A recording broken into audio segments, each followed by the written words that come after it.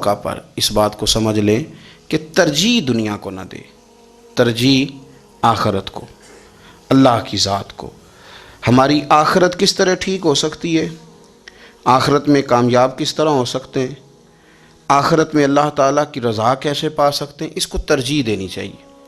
نبی پاک صلی اللہ تعالیٰ علیہ وسلم کے بہت سارے صحابہ بڑی شانوں والے، ایک صحابی کا ہم آج ذکر کرنے جا رہے ہیں جن کا نام ہے حضرت ابو ذر غفاری رضی اللہ تعالیٰ۔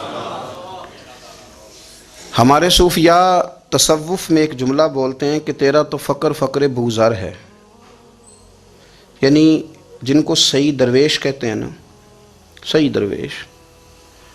مولا علی شیر خدا رضی اللہ تعالیٰ عنہ فرمایا کرتے دو ہی تو بندے ہیں جو رب کے رستے میں کسی شے کی پرواہ نہیں کرتے۔ حضور کون سے؟ فرمایا ابو ذر غفاری ہے اور دوسرے علی المرتضیٰ ہے۔ مولا علی فرمایا کرتے یہ نا مسلمانوں میں سے چوتھے یا پانچویں مسلمان ہیں، شروع سے ایک سلیم الطبع آدمی۔ کچھ لوگ طبعاً بڑے نفیس ہوتے ہیں، طبعاً اللہ کی طرف سے شروع سے ہی۔ ان کا جو قبیلہ تھا بنو غفار وہ رہزنی کرتا تھا، لوگوں کو لوٹ لیتا تھا۔ شروع میں یہ کام کیا لیکن جب کچھ لوگوں کی چیخیں کانوں میں گئیں تو چھوڑ دیا، فرمایا نہیں یار طبیعت نہیں مانتی۔ اور نبی پاک کا کلمہ پڑھنے سے پہلے ہی بتوں کی پوجا چھوڑ کے رب کی عبادت شروع کر دی۔ لوگ پوچھا کرتے تھے آپ عبادت تو کرتے تھے پر منہ کدھر کرتے تھے؟ فرماتے تھے جدھر وہ کرا لیتا تھا کر لیتے تھے۔ کسی نے انہیں بتایا کہ مکے میں ایک شخص ہیں جنہوں نے اعلان نبوت کیا ہے، آپ کی طرح کی باتیں کرتے ہیں۔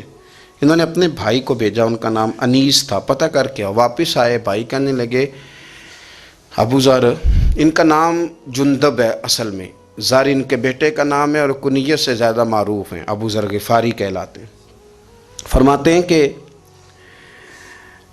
بھائی نے آ کے بتایا کہ وہ نیکی کا حکم دیتے ہیں، برے کاموں سے منع کرتے ہیں، صلہ رحمی کا پیغام دیتے ہیں، لیکن لوگ سارے مخالف ہیں۔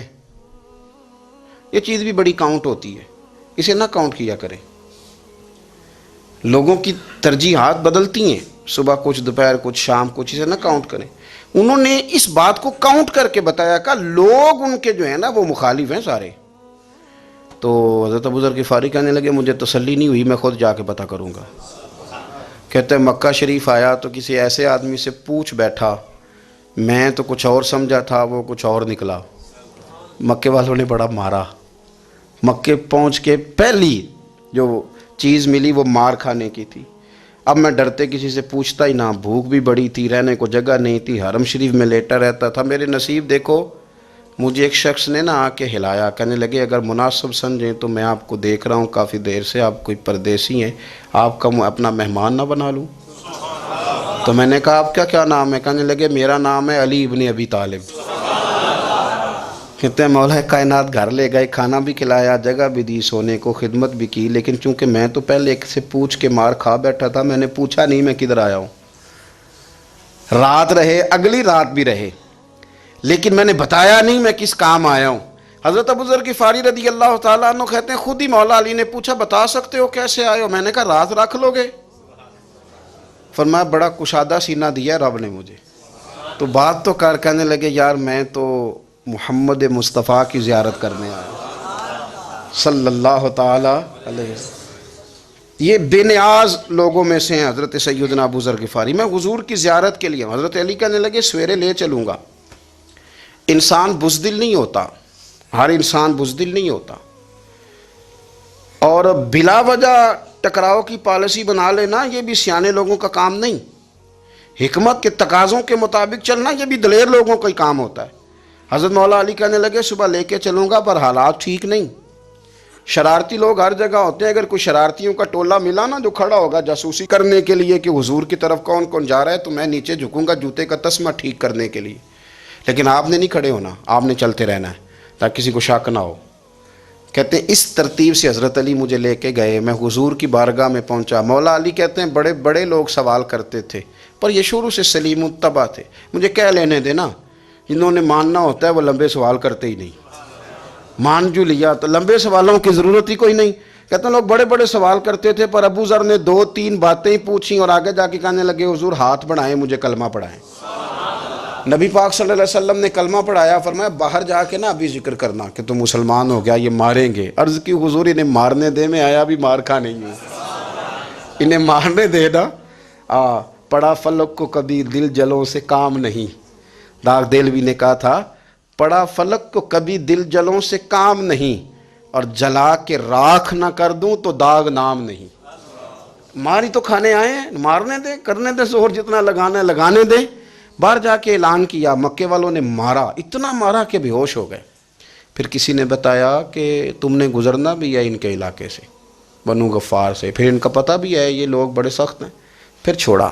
تباً بڑے جلالی تھے، زاہد مزاج تھے. فرماتے تھے کہ جو تمہاری ضرورت سے زیادہ ہے وہ سارا صدقہ کرو. کنز کے معاملے میں ان کا رویہ یہ تھا. صرف حضرت صدیق اکبر کو کچھ نہیں کہا انہوں نے، باقی حضرت عمر جیسے آدمی کو بھی کھڑا کر کے کہہ لیتے تھے یہ مال کیوں رکھا ہوا ہے خزانے میں، بانٹتے کیوں نہیں سارا. اور جناب عثمان غنی رضی اللہ تعالیٰ عنہ کے ساتھ تو باقاعدہ کئی دفعہ اس موضوع پر گفتگو کی. وہ کہتے تھے کہ جب اللہ کہتا ہے قرآن میں کہ مال دولت جمع نہیں کرنی، تو وہ جو لوگ تھے وہ بھی بڑی شانوں والے تھے. وہ کہتے تھے کہ اللہ نے جب زکوٰۃ فرض کی تو مال جمع ہوتا ہے تو زکوٰۃ فرض ہوتی ہے نا. جب فطرانے کا کہا تو مال ہوتا ہے تو فطرانہ آتا ہے نا. تو آپ جو کہہ رہے ہیں وہ ٹھیک ہے، پر آپ اعلیٰ بات کر رہے ہیں تقوی کی، سارا بانٹو. تو حضرت ابو ذر غفاری کہتے تھے چلو ٹھیک ہے تمہاری بھی بات مان لیتا ہوں، پر یہ بتاؤ مدینے والے کا اپنا طریقہ کیا ہے؟ کہ بھئی حضور کا طریقہ تو وہی ہے جو آپ بتا رہے ہیں. تو فرمانے لگے پھر اس رستے نہ چلیں جو رستہ مدینے والے رسول کا ہے. اور حضور سے، نبی پاک سے عشق کرتے بڑا کھل کے. یہ صحابہ صفہ میں سے تھے. کلمے پڑھنے کے بعد چونکہ طبیعت جلالی تھی تو حضور نے بھیج دیا، فرمایا واپس جاؤ اپنے قبیلے میں تبلیغ کرو. واپس گئے، بھائی کو مسلمان کیا، والدہ کو مسلمان کیا، قبیلہ سارا مسلمان کیا، وہیں رہے. ہجرت مدینہ کے بعد آئے تبوک کے موقع کے قریب، اور حضور نے صحابہ صفہ میں رکھ لیا. نوکری کرتے مدینے والے رسول کی، دلیر آدمی تھے، بڑا قبیلہ تھا، پر ڈیوٹی کرتے، ڈیوٹی خدمت کرتے. ایک بیٹا تھا زار اس کا نام تھا، اس کی ڈیوٹی لگائی تم نے میرے نبی پاک کے اونٹ چرانے. ڈاکو آئے تو صاحبزادہ اونٹوں کی، اونٹنیوں کی حفاظت کرتے شہید ہو گیا. اور یہ انوکھا بندہ ہے جس نے شرط لگائی تھی کہ میں نے کالی سیاہ رنگ کی عورت سے شادی کرنی. انوکھا بندہ ہے. ایک بیٹی تھی، ایک بیٹا، بیٹا شہید ہو گیا. بیوی سے کہا تم نے نبی پاک کے گھر میں خدمت کرنی ہے، حضور کے گھر والوں، اور میں نبی پاک کی نوکری کروں گا. حضور کی خدمت کرتے، ہر وقت خدمت میں رہتے. اور حضور جب آتے نا، صحابہ صفہ میں یہ شامل تھے جو لوگ دین سیکھتے. حضور جب آتے تو سب سے پہلے آ کے حضرت ابو ذر غفاری کا پوچھتے، بلائیں. اور جب بات کرتے حضور تو بار بار ان کو مخاطب کر کے بات کرتے. حضرت ابو ذر غفاری رضی اللہ تعالیٰ عنہ کا نبی پاک سے اتنا پیار کہ ہماری بھی مشکل حل کر دی. ابو داؤد شریف میں موجود ہے. ایک دن کہنے لگے یا رسول اللہ صلی اللہ علیہ وسلم، اگر کوئی بندہ کسی سے پیار بڑا ہی کرے پر اس جیسے عمل نہ کر سکے، کوشش کرے کرنا. لوگ ہمیں کہتے ہیں نا جی پیار بڑا، عمل بھی تو کرو نا. بھی کرنا چاہیے، پر انسان ہے نا، غلطی بھی تو ہو ہی جاتی ہے. اب ہم عمل نہیں کر سکتے تو تم ہمیں پیار بھی نہیں کرنے دو گے؟ مہربانی کرو، پیار تو کرنے دو نا. حضرت ابو ذر غفاری نے کہا، ابو داؤد شریف میں موجود ہے، یا رسول اللہ صلی اللہ تعالی علیہ وآلہ وسلم، حضور پیار بڑا کرے پر ان جیسے عمل نہ کرے تو حکم کیا ہے؟ تو حضور نے فرمایا پیار سچا کرے، اللہ قیامت کے دن جس سے محبت کرے گا نا اس کے ساتھ ہی دونوں کو اکٹھا فرما دے گا. تو حضرت ابو ذر نے فوراً کہا حضور پھر مجھے آپ سے بھی بڑا پیار ہے، رب سے بھی بڑا پیار ہے. فرمایا فکر نہ کرنا، جنت میں اکٹھے ہی جائیں گے. اتنی محبت رسول پاک کی ذات کے ساتھ حضور کی نوکری کرنا. ایک دن خدمت کرتے کرتے سو گئے. حضور مسجد میں آئے پتہ کرنے کہ ابو ذر آرام کر رہا ہے. یہ بھی مزہ ہوتا ہے، خیال رکھنا اپنے درویشوں کا، کیا کھایا کیا پیا، کہاں سوئے. حضور رات کو آئے، یہ سوئے ہوئے تھے. فرماتے ہیں حضور نے میرا انگوٹھا ہلایا، میں اٹھ کے بیٹھ گیا. حضور بھی میرے پاس بیٹھ گئے. اور میں ابو ذر بڑا پیار کرتے ہو، سونے آپ کو پتہ ہی ہے. کہا یار تو بڑی نوکری کرتا ہے، ایک دن وہ بھی آئے گا جس دن تجھے میری مسجد اور میرے شہر سے جانا پڑے گا، پھر کیا کرو گے؟ تو عرض کی حضور کسی کی طاقت ہے مجھے آپ کے شہر سے نکالے؟ میں تلوار نکال لوں گا. تو نبی پاک نے فرمایا تلوار نہ نکالنا، جہاں تمہیں بھیجا جائے چپ کر کے چلے جانا. حضور کب تک؟ فرمایا جب تک اللہ تیری اور میری ملاقات نہیں کرا دیتا، یعنی وصال تک. یہ واحد شخص ہیں کہ کہ حضور کے وصال ظاہری کا وقت آ گیا تو فرمایا کوئی میرے ابو ذر کو بلاؤ۔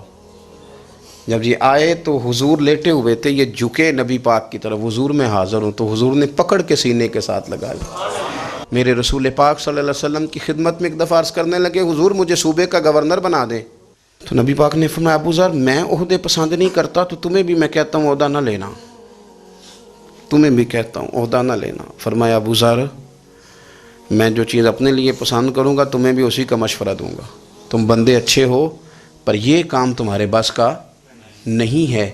بڑے زاہد آدمی میرے رسول کریم صلی اللہ تعالیٰ علیہ وآلہ وسلم نے ان کے بارے میں فرمایا جس طرح نبیوں میں حضرت عیسیٰ علیہ السلام ہوئے، حضرت عیسیٰ دیکھیں نا، انبیاء میں اللہ تعالیٰ نے ہر قسم کی عظمت نبیوں کو دیں۔ جناب سلیمان علیہ السلام کا تو تخت بھی ہوا میں اڑتا تھا، جن تک تابع دار تھے، اور نبیوں میں حضرت عیسیٰ بھی ہیں جن کے پاس گھر بھی کوئی نہیں، شادی بھی کوئی نہیں کی، اینٹ سرانے رکھ کے تکیہ بناتے، ایک ان کے پاس کنگھی تھی اور ایک پیالہ تھا۔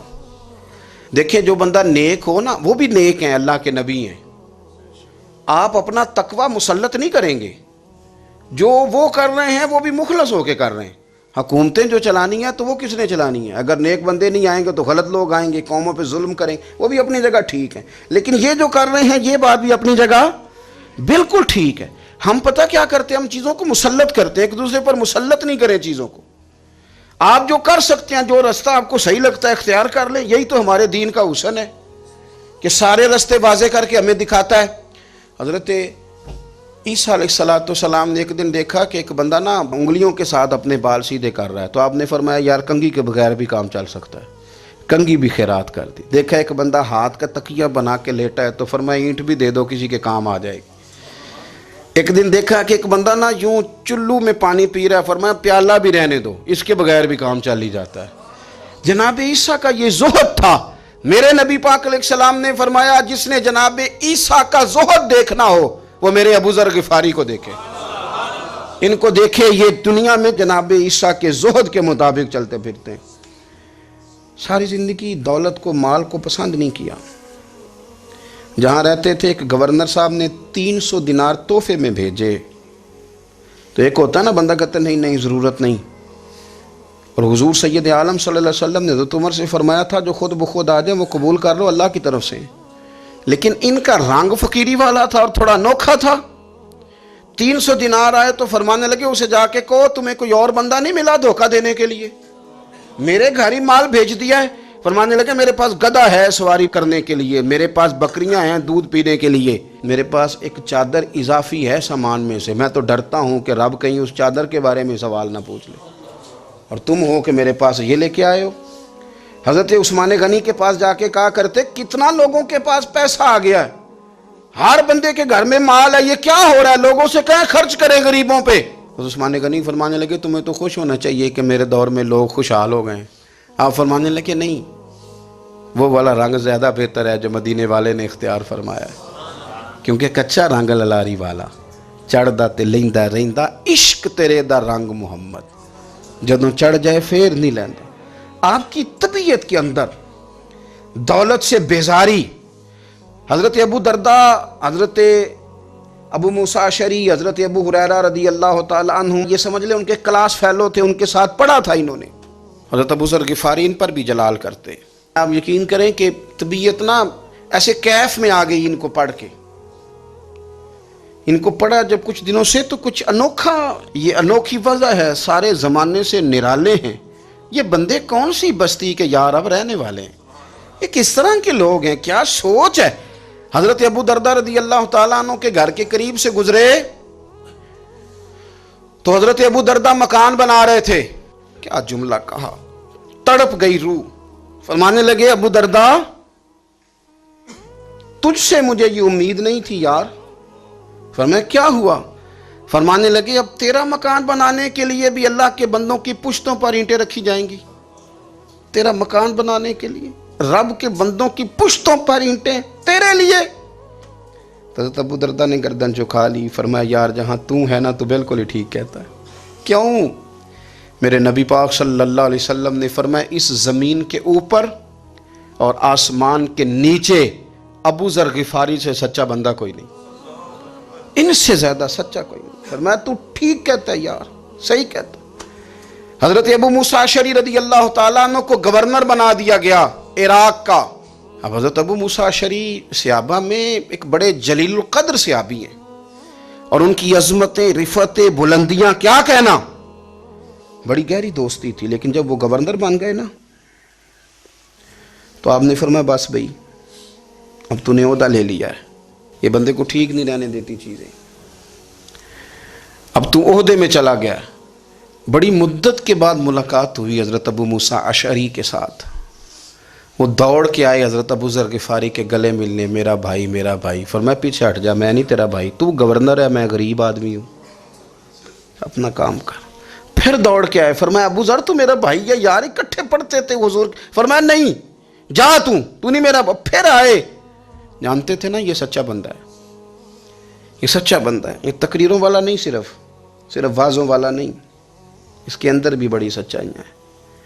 قریب آئے، آ کے کہا یار تو میرا بھائی ہے، میرے سینے لاگ۔ فرمانے لگے تو تیسری بار آیا ہے، مومن ہے، میں منہ نہیں موڑ سکتا، پر پہلے مجھے بتا گورنر بننے کے بعد تو نے مکان کتنے بنائے، باغ کتنے لگائیں، چکیاں کتنی لگائیں، کتنے تو نے چیزیں بنائی ہیں، پہلے بتا۔ تو ابو موسیٰ اشعری نے ان کا ہاتھ پکڑا، رونے لگے، کہنے لگے جس محبوب سے تو نے تربیت لی ہے میں بھی انہی کا نوکر ہوں، جن کپڑوں میں میں عراق گیا تھا میرے آج بھی وہی ہیں یار۔ کیا بات کرتا ہے تو، میرے وہی ہیں۔ مجھے بتا اگر یہ عہدے خدمت کے ہم نہیں لیں گے تو پھر کیا ظالموں کو دیں گے، غیروں کو دیں گے؟ نہ کر، کچھ نہیں بنایا۔ حضرت سیدنا ابو موسیٰ اشعری رضی اللہ تعالیٰ عنہ روئے، اور جب کہا نا کوئی شے نہیں میرے پاس، تو فرمایا اچھا چل آ جا، پھر سینے لگ جا، تو واقعی میرا بھائی ہے۔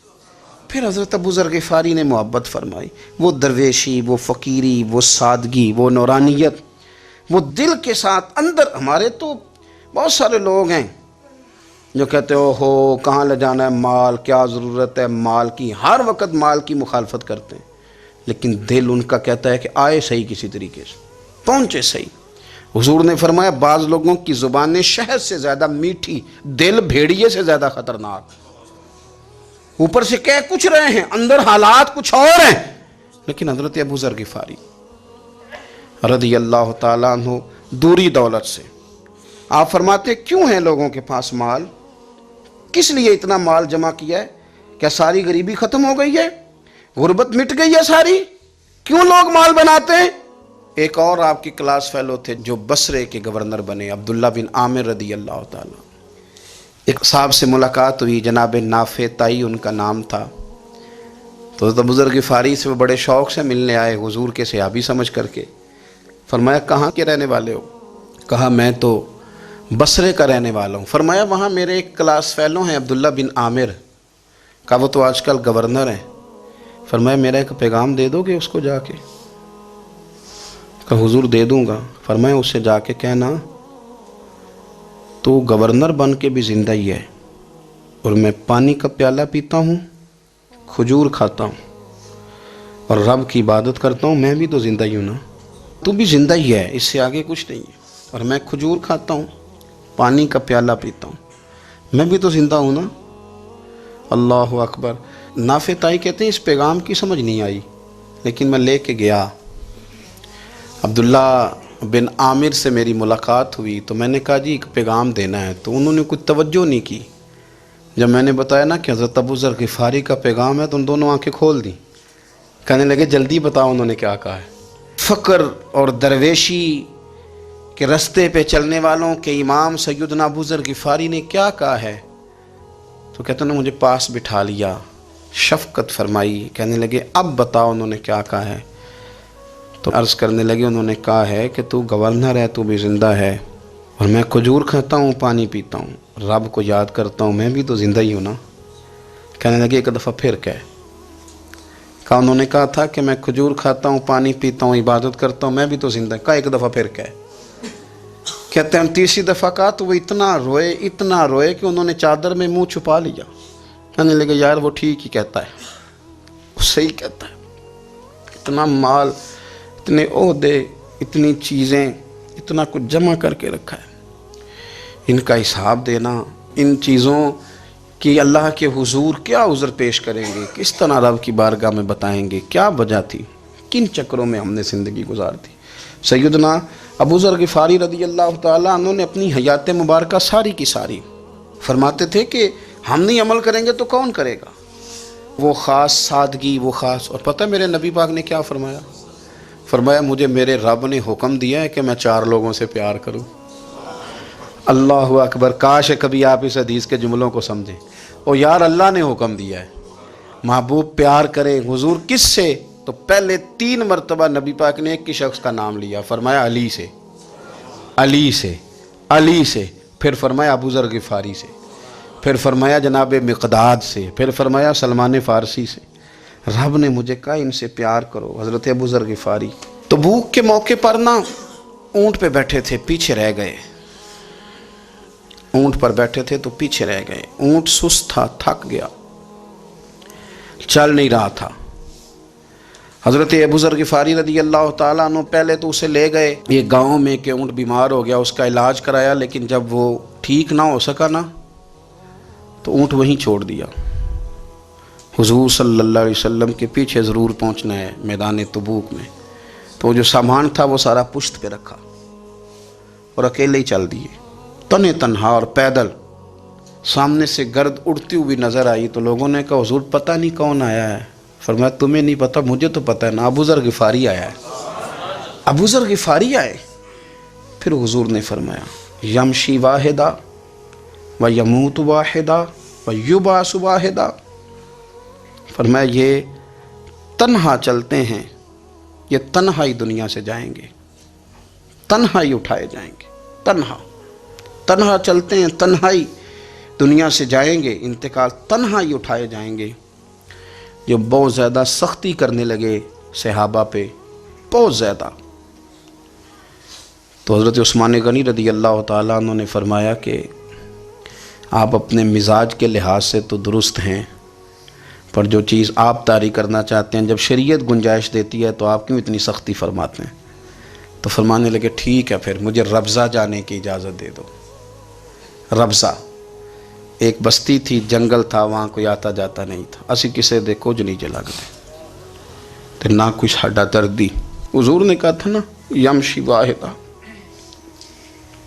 تو اکیلا چلے گا، ربضہ چلے گیا۔ حضرت سیدنا عثمان غنی نے کہا یہ کچھ بکریاں لے جاؤ، دودھ پی لیا کرنا۔ فرمایا عثمان مجھے مال کی تو ضرورت پہلے دن سے ہی کوئی نہیں، مجھے تو رب رسول کی ضرورت ہے، ان کی کرم نوازیاں میرے ساتھ رہتی ہیں۔ تشریف لے گئے، وہاں تنہا کھجور کے خشک ٹکڑے کھاتے، عبادت کرتے، اللہ کو یاد کرتے۔ بڑے بڑے لوگوں نے آ کے کہا کہ ابو ذر آپ کی بڑی شان ہے، ہمارے ساتھ چلیں۔ فرمایا چھوڑو، کہاں منشور ہم اور کہاں ہنگامے محبت کے، ایک حجرے میں رہتے ہیں خدا کو یاد کرتے ہیں، ضرورت کوئی نہیں، جہاں ہوں نا وہاں میں ٹھیک ہوں، حاجت نہیں۔ وصال کا وقت آ گیا، دنیا سے جانے کا ٹائم آ گیا، اکیلے ہیں، بیوی ہے اور بیٹی ہے، جنگل کا علاقہ ہے، حج ہو گیا، رستے بند ہو گئے، بیمار ہو گئے۔ اپنی اہلیہ کو بلا کے کہنے لگے اب میں بچوں گا نہیں، اب جانے کا وقت آ گیا ہے۔ میں نے فقیری جو حضور کی دیکھی تھی اس میں نے وقت گزارا ہے، اور دیکھ میں جا بھی فقیری میرا ہوں، لے سجدہ سا توڑ دی پائی، جان بھی دیتی تیرا تیرے، اب جانے کا وقت ہے۔ تو اس طرح کرنا، اگر تیرے پاس کوئی کپڑا ہوا تو مجھے کفن دے دینا، نہ ہوا تو اللہ کے سپرد کر دینا۔ کہا ہم 2 عورتیں ہیں، جنازہ غسل کفن۔ فرمایا رب جماعت بھیجے گا میرے لیے، لوگ آئیں گے، میرے نبی پاک نے مجھ سے وعدہ کیا تھا آئیں گے نا لوگ۔ تو اہلیہ کہنے لگی ابو ذر آپ کو کیسے پتہ ہے کہ آپ اس صحرا میں انتقال کر جائیں گے، اللہ شفا دینے والا ہے۔ فرمانے لگے ہم 3-4 لوگ بیٹھے تھے تو حضور نے فرمایا تھا تم میں سے ایک شخص صحرا میں اکیلا انتقال کر جائے گا، تو وہ میرے جتنے باقی ساتھی تھے وہ سارے انتقال کر گئے، اب میں اکیلا ہی بچا، مجھے پتہ ہے وہ میں ہی ہوں، تو تم دیکھنا تمہیں کوئی نہ کوئی مل جائے گا غسل کفن کے لیے۔ آپ کی اہلیہ کہتی ہیں کہ میں اٹھی، کبھی دوڑ کے میں باہر جاتی، سڑک پہ جا کے دیکھتی کوئی گزر رہا ہے، پھر میں آ کے کہتی حج ختم ہو گیا ہے، رستے بند ہو گئے ہیں، کون آئے گا جنگل میں، پھر میں آ کے ان کی تیمارداری کرتی، پھر اٹھ کے جاتی، پھر میں آ کے تیمارداری کرتی. اچانک میری نظر پڑی تو ایک چھوٹا سا قافلہ آ رہا تھا. اس قافلے میں چند لوگ تھے اور سب سے بڑھ کر صحابی رسول حضرت عبداللہ ابن مسعود بھی تھے. میں نے ان کو اشارہ کیا تو وہ دوڑے آئے, کہنے لگے بہن کیا ہے؟ میں نے کہا یہاں ایک شخص ہے, تمہاری تھوڑی سی ضرورت ہے اس کو. حضرت عبداللہ ابن مسعود کہنے لگے کون ہے بی بی؟ کہتے ہیں میں نے کہا کہ وہ ابو ذر غفاری ہیں. کہتی تڑپ کے روئے عبداللہ ابن مسعود, تڑپ کے. کہنے لگے ابو ذر میرے نبی پاک کا پیارا, میرے ماں بھی اس پہ قربان, میرا باپ بھی قربان, کدھر ہے جلدی بتاؤ. کہتی میں لے آئی. 4-5 لوگ تھے وہ. تو سیدنا ابو ذر غفاری کہنے لگے عبداللہ میرا وصال ہو جائے گا لیکن یاد رکھنا میری بیوی کے پاس کفن کے لیے کپڑا موجود نہیں. اور لہو سجنا اساں توڑ ہی نہیں پائی, جان بھی دیتی تے رات تیرے, کفن کے لیے کپڑا نہیں ہے. لیکن تم میں سے نا وہ بندہ کوئی کپڑا نہ دے جو کبھی کسی سرکاری عہدے پہ رہا ہو. وہ بندہ میرے کفن کے لیے کپڑا نہ دے کسی سرکاری عہدے پہ رہا ہو. ایک انصاری جوان کہنے لگا ابو ذر میں کبھی کسی عہدے پہ نہیں رہا, اگر آپ میری چادر قبول کر لیں کفن کے لیے تو میں ٹھیک ہے. میں نے نا حضور کے طریقے پر زندگی گزاری ہے, چپ کر کے میرا جنازہ پڑھ دینا اور مجھے کہیں اور نہ لے کے جانا. اسی کسی دے کچھ نہیں جو لگتے تو نہ کوئی ساڈا دردی یہیں کسی صحرا میں جنگل میں یہیں کوئی قبر کھود کے مجھے دفن کر دینا, مجھے جانے نہیں ہے کسی جگہ. حضرت عبداللہ ابن مسعود رضی اللہ تعالیٰ عنہ نے جنازہ پڑھایا اور اس درویش کو جو 5ویں یا 4تھے مسلمان ہیں ان کو وہاں دفن کیا. جب خبر پہنچی نا مدینے تو سب سے زیادہ آنسو مولا علی نے بہائے, سب سے زیادہ حضرت علی نے. لوگوں نے کہا اتنا کیوں روتے ہو؟ فرمایا 2 ہی تو بندے تھے جو اللہ کے راستے میں کسی کی پرواہ نہیں کرتے تھے, اب ایک ہی رہ گیا ہے. کہا حضور کیا مطلب؟ فرمایا 2 ہی تھے, ایک ابو ذر اور ایک علی, اب اکیلا علی تو رہ گیا, وہ چھوڑ کے چلے گئے. حضرت سیدنا ابو ذر غفاری رضی اللہ تعالیٰ عنہ اس عظیم شخص کا نام ہے. سردار قبیلے سے تعلق تھا, بڑے بہادر تھے, پر حضور کو فقیری میں دیکھا تو پھر زندگی اسی فقیری میں گزار دی, اسی فقیری میں, اسی طریقے میں وفا کر کے نا اسی رنگ میں گزار دی, انہی نقشوں پہ رہے. اگرچہ جائز تھا, بڑے بڑے لوگ تھے, بڑے بڑے لوگ تھے. حضرت عبد الرحمن ابن عوف بڑا مال تھا, حضور نے ان کو جنتی کہا, ان کے پیچھے نماز پڑھی, سب ٹھیک تھا. پر فرماتے تھے یار میں انکار نہیں کرتا, پر میرے نبی نے فقیری کی, حضور نے ایک وقت کھایا ایک وقت بھوک کاٹی, تم کس طرح بھر بھر کے پیٹ کھاتے ہو, تم کس طرح اتنی آسانیاں دیکھتے ہو. حضرت ابو ذر غفاری فرماتے تھے مجھے میرے نبی پاک نے 6 باتوں کی وصیت کی تھی. اپنے بچوں کو بھی بتاتے تھے, دوستوں کو بھی, 6 باتوں کی حضور نے وصیت کی تھی. سب سے پہلے حضور نے فرمایا تھا ابو ذر مسکینوں سے محبت کرتے رہنا. دوسرا نبی پاک صلی اللہ علیہ وسلم نے فرمایا تھا جب بھی دیکھنا نیچے والوں کو دیکھنا, اوپر والوں کو نہ دیکھنا. مالداروں جاگیرداروں پہ توجہ نہ کرنا, ذہن خراب ہوگا. نیچے دیکھنا, غریبوں کی طرف توجہ رکھنا. تیسرے نمبر پر نبی پاک صلی اللہ علیہ وسلم نے فرمایا تھا ہر حال میں حق بات کہنا اگرچہ وہ کڑوی ہو. چوتھے نمبر پہ میرے محبوب نے فرمایا تھا اللہ کے معاملے میں کسی کی پرواہ نہ کرنا, کوئی کیا کہتا ہے کہتا رہے, تم رب کے راستے پہ چلتے رہنا, ملامت کی پرواہ نہ کرنا. اور 5ویں نمبر پر میرے نبی پاک نے مجھ سے کہا تھا اگر رشتہ دار تجھ سے تعلق توڑیں بھی نہ تو جوڑ کے رکھنا, صلہ رحمی نہ چھوڑنا. اور 6 نمبر